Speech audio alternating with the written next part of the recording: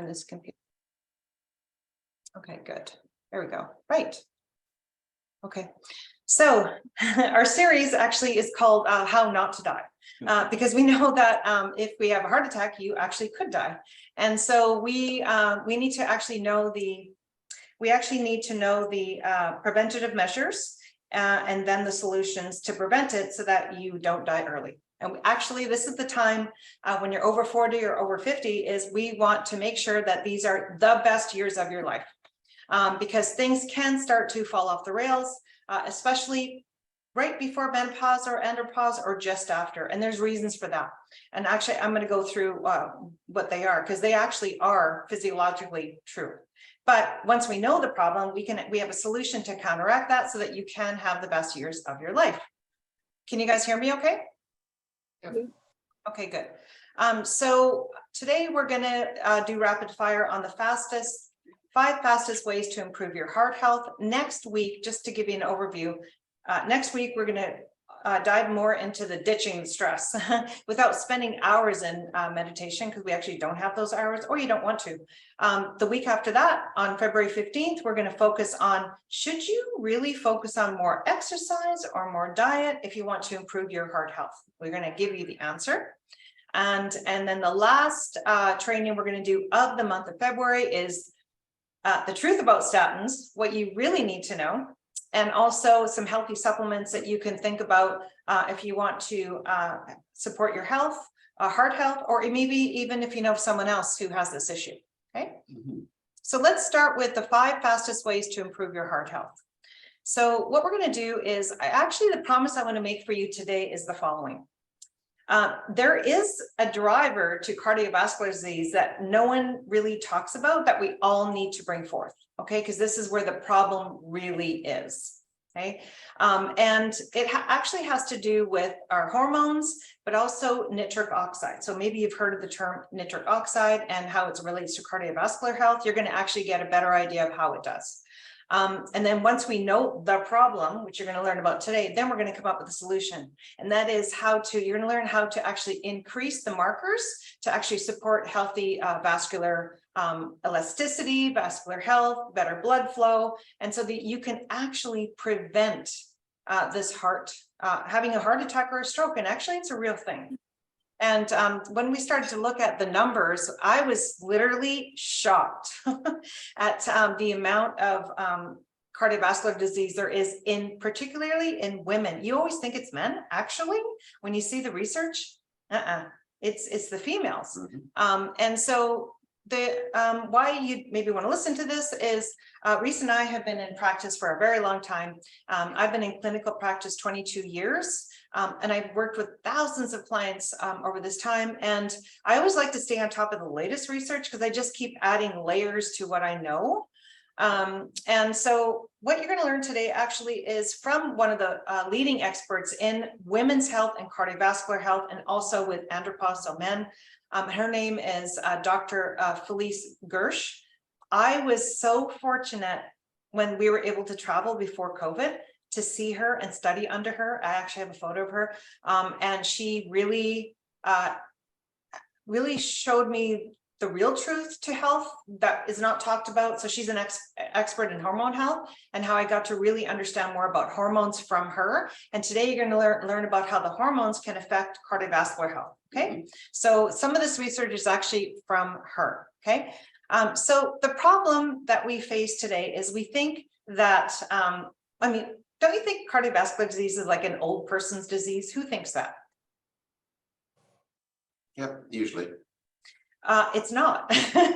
I thought that actually. I thought, yeah, maybe I should start paying attention when I'm later, 60s, 70s, maybe 80s, so that I'm in training to do this hike with the kids that I need to do. Well, I'm not going to be able to do it to have a heart attack, and so I have to work towards getting myself ready for when I turn 80. So I thought, okay, well, maybe I should actually start thinking about my heart health now. And this is the reason for that is because we think that cardiovascular health issues start in the late 60s, maybe the 70s, but actually it starts way earlier than that.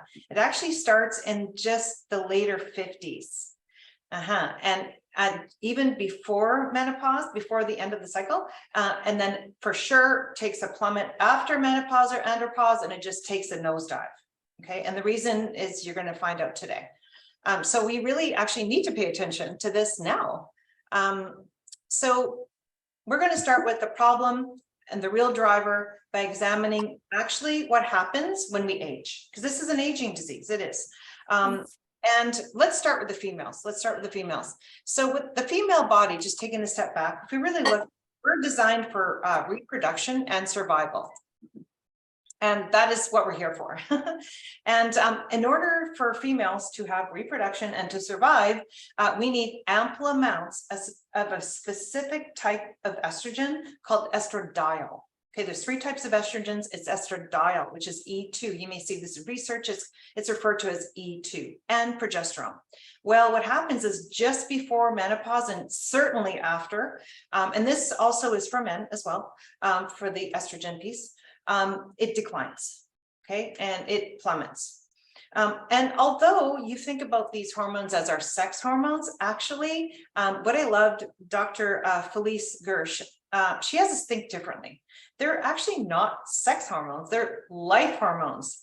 And you're going to learn why that is today and how that relates to not dying early from cardiovascular disease. And so what we find is, if we have, so we talked about estradiol, we talked about progesterone. If our levels decline and we're not paying attention, that is the strongest risk factor for cardiovascular disease. So here we go, we found the problem. The driver is low estradiol. I'm going to walk you through and prove this. Okay, I was blown away too. So, anyways, what we find is cardiovascular disease actually starts with low estrogen, which also relates to a decline in nitric oxide. These two work simultaneously together. If you have low estradiol, you have low nitric oxide. That is a problem for vascular health. Okay, and here is the proof. So the proof is this. Did you know that every single organ in your body, every single tissue has estrogen receptor sites? Every single one. So it's not just the ovaries which produce the estradiol. It's all over the body, receptor sites, right? And so this means the mitochondria, which is where your energy is made. This is your skin. This is your ovaries. This is your bones. So if you're concerned about osteoporosis, osteoarthritis, this is your brain. This is the nervous system. So all these gastrointestinal. So every single area in the body has these receptor sites. And they're actually needed to have healthy organs. Okay, they're looking for this estradiol to be healthy. And so we want to make sure we have enough to be circulating for the whole body to be healthy. But we're going to focus on cardiovascular health today. And so you may be thinking, wait a minute, Michelle, like, aren't we told that estrogen dominance, like too much estrogen, is bad for our bodies? What about this estrogen dominant piece? And don't you hear this all the time? Estrogen dominance is linked to being overweight. Estrogen dominance leads to man boobs, like all these things. We need to reduce estrogen. We need to reduce estrogen. Well, she says that's not the full picture. We need to really look at this. We need to really look what's going on. And so it's a yes and no. So estrogen, just so you're really aware, is, we're recording this, right? Yeah. Yep. Is, again, as I backed it up, it's a family of 3 estrogens. Okay. And so when we look at them, there's estradiol, which is the one we're talking about, E2. There's estrone, which I'm going to focus on right now in a minute. And then there's estriol, which is E3. So estradiol is what we want to increase. That's the E2. Estrone is what is actually estrogen dominance. When they talk about estrogen dominance, they're talking about estrone. That one of the 3 is what we want to bring down, because if it's up, that's what leads to visceral fat. That's what leads to organ fat. That's what leads to fatty liver. That's what leads to being obese. Is cancer. Oh yeah, cancer is estrone. And so that's one of the estrogens we want to bring down. So really you should be looking at, is my estradiol up and is my estrone down? And estriol is only if you're pregnant. That's really minuscule. So really we want to pay attention to those 2. And those that are inflaming or overweight, we already know they have high estrone. That's where the estrogen dominance comes in, too dominant in that one estrogen. So I really want to clear the plate on that one. Okay. So that's a piece that I want to really bring forth to this training. So the next piece to consider here is, if we know the problem, which is we have estrogen, estrone, E2 receptor sites throughout our whole body. It's linked to cardiovascular disease if we don't have enough. How are we going to bring it up? Right? Because we want to bring it up to a level that's healthy so that our whole body is healthy, right? And so that's hard to do. That's the problem, is just that on its own is, yeah, you need to take hormone replacement, which is E2, but not everybody wants to take that hormone replacement approach. They don't have the money, they don't have the time. Is there another way? Well, there is. And whenever we're looking at taking supplements or broccoli, sometimes we think, oh, let's just take some broccoli to mitigate estrogen dominance. That's the 3 carbonyls or the diindolylmethane that's in the plant, but we can take those as supplements as well. But what we're doing really is just modulating the various estrogens. So we're just getting rid of cancer-causing estrogens, the estrone, not the other ones, not the good estrogens, right? And it's the same for men. Mm-hmm. So we want to take a backdoor approach, because we can do that. We can increase E2 by increasing nitric oxide. And we can do this with the measures that you're going to find out today. So what our real goal is to increase nitric oxide, to then increase E2, to then the whole body get healthy and reduce your risk of cardiovascular disease. Okay, so we have to also take a step back, like a 40 foot view, and go, all right, what risk factor am I at anyways? How would I even know if my nitric oxide is down or my estrogen, my E2 is down? Well, a really good marker is this: how healthy you are at menopause. So your risk of cardiovascular disease is completely tied to how healthy you are at menopause or andropause.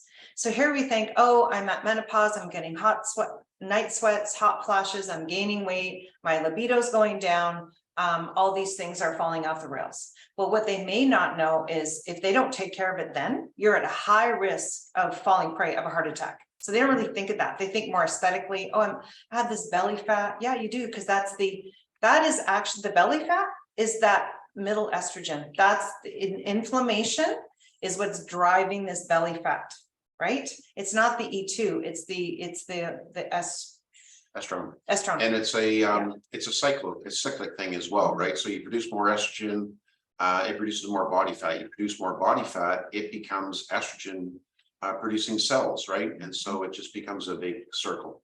Exactly. So this is why metabolic health is so important, because when you do, you reduce the inflammation so that you can actually increase the E2 and decrease the other one. All right. So metabolic health is key. And this really needs to be, I think we need to really talk more about this when you're at menopause and andropause, okay? Because that is a marker of cardiovascular disease. And there's some interesting studies I'm going to share with you right now, and some stats. So what the stats are the following. And if anyone wants the stats, they can just reach out to me and I can send them to them. If your health is impaired at the time of menopause or andropause, at the very start, okay, your risk of having a stroke or a heart attack starts as early as the early 50s. And they're saying at 65 plus, the stats show that they suffer more from strokes and ruptured arteries than men. So we want to make sure that around the 55 to 60, let's get metabolically healthy, because this is going to really, really help you with your cardiovascular. Get this, 85%, not 85 plus, 85% of all women in the USA are hypertensive by the age of 75. So at 75, 85%, I'll change that to 85%. So that's hypertensive is high blood pressure, right? Mm-hmm. It is. And these stats are the same in Canada. So just know that by the age of 75, 85% of the women out there are found to be hypertensive. And there's a problem, and I'll share with you right now. The first thing is, oh, it's just early signs. It's okay. You just you're mild, it's fine, just, keep doing whatever you're doing, and we'll check in 6 months. And if if it's going up, then we can start to look at that more. Actually, that's a problem. Because we think hypertensive is just like a mild thing. It's actually not. It's moderate to high risk. And so if you're, if you have been at risk, if you do have hypertensive, it's something really to pay attention to now. It's not mild. You probably all know, but we'll just say it anyways, that when you go to the doctor and they give you a chart and they show you where normal is and where everybody else is at risk or so forth, they change over the years. They have changed what normal is, right? So where blood pressure could have been 110 over 70 or 120 over 80 now, it changes, right? The parameters for your blood markers and so forth are changing all the time. The doctors are changing, or the medical system is changing it all the time. And then the doctors adhere to it and say, oh, you fall within normal. So if somebody's taking, the average person in North America is taking 11 medications, believe it or not, during the day. And say, for example, the friend beside them is not, that means that's 22 medications. So normal would be 11, but now that person beside them isn't taking any. So it's like 22. So it's a big number where normal lies, and it is not really normal to be that way. So we don't want to be normal, right? Isn't that a shocking number? 85% of all women in the US and Canada are hypertensive by the age of 75. That's almost all of them. And again, this is a problem. Like, it's not something to be just, oh yeah, it's mild. No, we really need to pay attention. Here's really where you need to pay attention. If you get your blood work and they look at you, this is called pulse pressure. We're looking at the gap. We're wondering what the real risk is. Okay, one of the ways to know is if you get your blood work back and you get your systolic and diastolic pressure numbers back, right? If there's a large gap between the two, we know that your risk is actually quite high. But if there's a short gap, it's less of a risk. So we don't want to see really long gaps. Okay, that's one thing to look at when they look at hypertension. So an example of that would be if they're saying that normal is 120 over 80, that would be what they consider a normal gap of 40. If it was 160 over 80, that would be a larger gap and therefore a higher cardiovascular risk. And they typically just really pay attention to the systolic and not so much the diastolic when it comes to hypertension, but really we need to look at the gap. The larger the gap, the higher the risk. So here's the other piece here. If you have hot flashes and you have night sweats and you think that, oh, it's bothersome, I have to take my jacket off like 10 times a day, I just wish this would just go away. Actually, that alone is a strong sign of age-related diseases, and such as Alzheimer's, cardiovascular disease, osteoporosis, and osteoarthritis. Has anybody heard that? No. We need to bring this to more people's attention. They're not just like a bothersome thing. They're actually, the body's saying, listen, I'm really struggling and I'm aging very quickly and my brain is wasting away, literally. And so are my bones. That's the message. But are we told that? No, just take a pill, right? Or whatever they want to do. Or it's normal. We're told to just that's a good one. suck it up. No way. Suck it up, buttercup. That's enjoy not it. normal. No. It'll go away soon enough. Unless it doesn't. Yeah. So that's a problem. So if I've actually had clients that I'm going to have to make sure she shares this, as I know one of my recent clients had 10 hot flashes a day. 10. I said, she goes, yeah, I used to have hot flashes all the time. Well, how many did you have? Oh, at least 10. Like, I'd be putting on my jacket, taking it off, putting my jacket, taking it off. I go, okay. And she's been on the program 3 weeks. How many are you having now? 1. Yeah. That's one, but that's just one of the great things that happened to her being on the program. She also lost 8 pounds in 4 weeks. So 2 pounds a week. And that's what we want to do. If you're on a weight loss plan, we want to make sure it's 2 pounds a week. Okay, that's a really good trajectory. If you're 2 pounds a week and you're strength training, you're on the right track. Anyways, I thought I'd share that. So have to let her know that she's really reduced her aging, like reversed and Yeah. even slowed it down. She'll be happy about that. So yeah, so just getting back to menopause and how just knowing that you have estrogen receptor sites everywhere in your body, right? And they do play a vital role in whole body health. One of them being cardiovascular health, which is what we're talking about today. But really, if you're low in estrogen, A2, you also have sexual dysfunction. It can lead to that, being overweight, osteoporosis, osteoarthritis, Alzheimer's, cancer, like Reese was saying, autoimmune, fatty liver, okay, and GERD, so malabsorption. And the goal with us is really for you to have the best years of your life, because yeah, things do change in menopause, they do, but we can turn this around.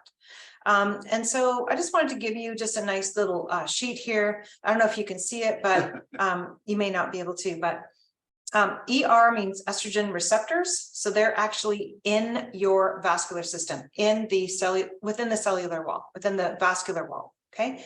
And you've also got your nitric oxide there as well. They need an enzyme called aromatase. I don't know how I missed that one. It sounds like a T. So what happens is you've got these estrogen receptor sites, you have estrogen throughout the body, and they are within your vascular system. And we need aromatase to actually make them into nitric oxide. And guess where estrogen is? Well, estrogen is made in the ovaries, but the building block for estrogen, E2, what do you think that is? Testosterone. So one of the reasons why we want to bring testosterone up by strength training, by eating properly, by reducing stress, one of the reasons is because it is actually the building block to make E2 estrogen. Okay, so you need testosterone to make it, and then you have this enzyme to convert it, and it converts it into nitric oxide, so that when you have the right amount of nitric oxide, then you're reducing aging, you're increasing vascular dilation. And when that happens, guess what? All the oxygen, all the nutrients, if you have healthy blood vessels, it's like a highway, that all gets delivered all throughout the body. It's like medicine throughout the body. And so the body can be healthy when you have healthy dilation, right? And that comes from nitric oxide. It's going to improve cellular survival, which is anti-aging, and increases collateral blood flow. What that means is if you have an occlusion, so if you have like a blood clot, the body, if it has enough of the nitric oxide, it's actually going to make another highway for you so that you don't die of a heart attack. Mm-hmm. Yeah. So that's really interesting. So out of anything, we want to make sure that we're increasing E2, but again, it's hard to do. So we increase nitric oxide. Before we get into how you're going to do that, we're going to talk about if you didn't increase nitric oxide. So you have blood clots, too many of them. You have thick blood. I remember having clients that had really, really thick blood. You have thrombosis, cognitive decline. So the brain starts to age very quickly. You actually have immune issues as well. It becomes dysfunctional. So someone around you gets sick, you get sick right away. And then what happens is your mood goes down, you can't travel, and the whole quality of life goes down. You're walking around with chronic inflammation. If you don't have enough nitric oxide, you're always inflaming. And what happens then, you're bound to gain more weight, especially around the belly, right? And you have sexual dysfunction. So you have low libido, and that's going to affect your relationships, which then affects everything else because you're stressed and everything. So really, we want to make sure that we want to bring the nitric oxide up. So in the next few weeks, we're going to do deeper dives on this, aren't we? Yeah, we're going to talk about ditching the stress. So one of the things we can touch on today is when you're going into menopause, we've got the ovaries that are producing estrogen, and they start to quiet down, we call it, right? They're starting to quiet down because, you're not going to be producing babies anymore. Is where it's all about, right? And so that starts to quiet down. But the adrenals, the little rascals that sit on top of your kidneys that produce cortisone, and all those kind of fun things that handle stress, should be picking up the slack of producing estrogen. So that helps you to have a moderate or mild or what should be termed as a normal. Healthy response to stress. Yeah, not just a healthy response to stress, but to menopause, right? Mm. And andropause. So if we can ditch the stress or manage the stress or mitigate the stress somehow, then all of a sudden everything else starts to function better. And we'll go through this quite in depth with other stuff as well. Mhm. Exercise we'll be talking about. We all know about the benefits of cardiovascular exercise and how that could benefit. We'll talk about different types of exercise and what might be the most effective way and safest way to exercise. Diet, of course, we think of heart healthy foods and what that might look like. We be talking about when to eat, what to eat, how to eat. For me, more those things. specifically, the actual foods are going to support nitric oxide and heart health. Mhm. So they are specific foods. And those that are watching this, you're actually going to get a new recipe book, the Heart Healthy Recipe Book. So all of these ones, we always like to do giveaways. I like getting things, so I like to give them. And so every time we have a talk like this, you're always going to get some kind of a giveaway. And then number 4 is supplements. Should it be all about diet? Are there supplements that will work specifically to nitric oxide? Mhm. Are there ones that will be more relative to heart health, carnitine and so forth? Anyway, we'll discuss those in depth as And well. the ones not to take. And then ones that are not helpful or actually dangerous to be taking. Yes. And then in the 4th week or the last week of the month, we'll be talking about the dangers, not just of statin drugs, but of medications in general versus supplements, perhaps. Are there things that we could take? Our doctor says, take this. We don't want to go against our doctor's results, but we want to get, or suggestions, but we want to have all the knowledge that we can to make the best decisions that we can, right? So that we take control of our health. So just as one example, statins are getting rid of that nasty cholesterol, right? Mhm. Well, the problem is that cholesterol is the very, very, very starting point of all hormonal health, right? It is the very start of it. And if we stop the production of cholesterol through taking statin drugs, we're stopping testosterone, all the estrogens, progesterone, and then the whole cascade of hormones that go down from there. So we have to have cholesterol, right? Mhm. Just one thing. Yeah, because you're So- a fathead too. Like it's going to affect mental health. Yeah, 40%. And your energy. So much. And we're really, and I mean, there's so much we can get into, but we just wanted to give you, first of all, talk about things that aren't talked about.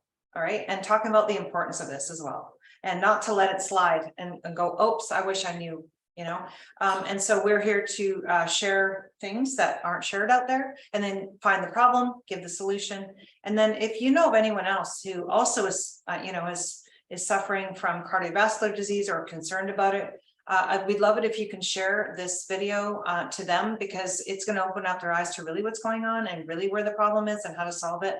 And also they can always come to us for help with answering any questions. And on that note, there's a chat. There's someone asking a question on the chat. That's good.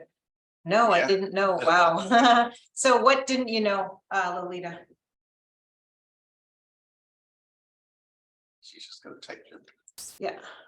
Medication just, so Lolita's saying medication just regulates the problem. It does not get to the root cause and fix it. Medication is like putting a Band-Aid in the wound. Can I offer one more thing to that? And yes, it's actually setting you back. It's not even helping, it's actually hurting.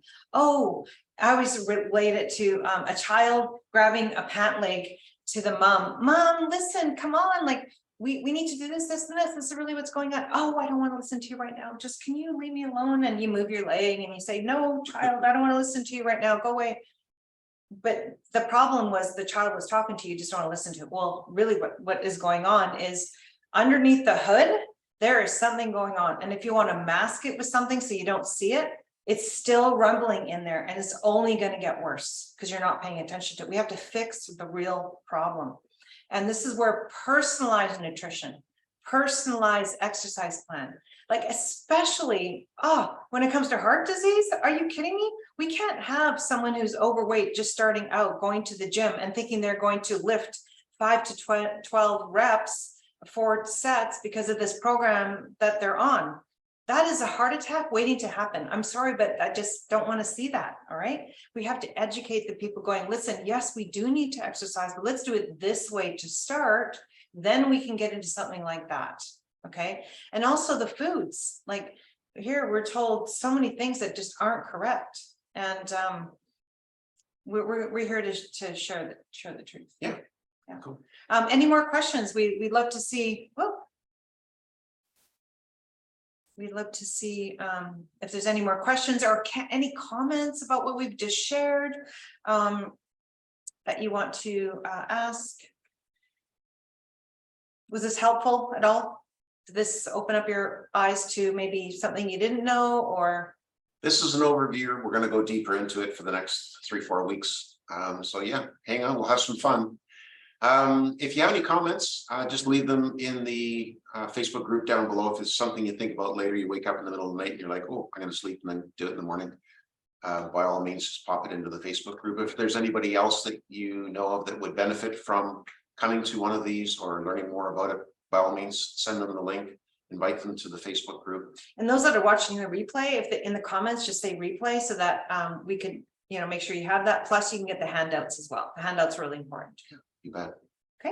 Okay, well, we'll see you next Wednesday, same time, 3 o'clock, where we're going to actually talk into stress mitigation. And it's not spending hours doing meditation. It's actually doing other things that you can pick from that are going to work within your lifestyle. Okay, great, thanks. Okay, see you. See you later. Bye. Bye.